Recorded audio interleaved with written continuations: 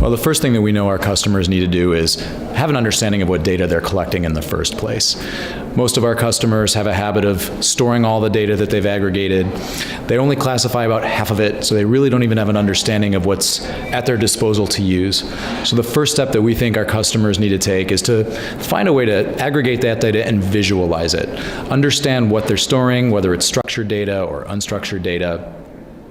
Classify it so that they can understand what the use of that data is potentially, what data sources it came from, and then ultimately they'll have a better understanding of what sort of regulatory environment applies to that data.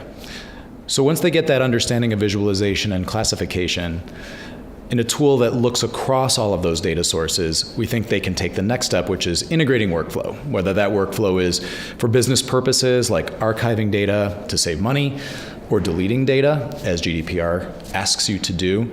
You can create a defensible policy, a policy that clarifies why you're retaining the data that you do, allows you to delete with a record of that deletion under the circumstances what your policy requires.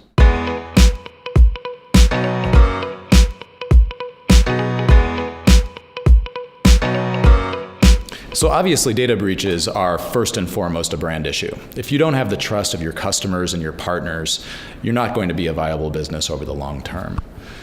Customers want to avoid any sort of situation like that. And a lot of our customers looked at this primarily as a security issue, as an issue of how to prevent the bad guy from getting in. But there's a second part of that responsibility, and that is make sure that the thing that you're keeping in the first place is only the thing that you want to defend.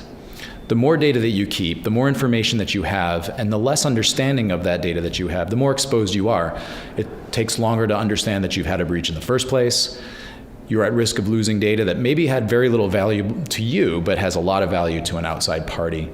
So the better you manage the thing that is attackable, the better you manage your risk, regardless of your security environment.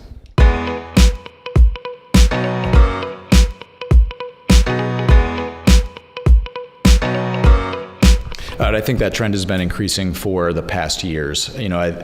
Governments took this seriously years ago, and we do a lot of business with everything from defense organizations to other governmental organizations, and they've really seen the threat. Larger companies, I think, have really been exposed to this challenge, especially those that have significant public profiles.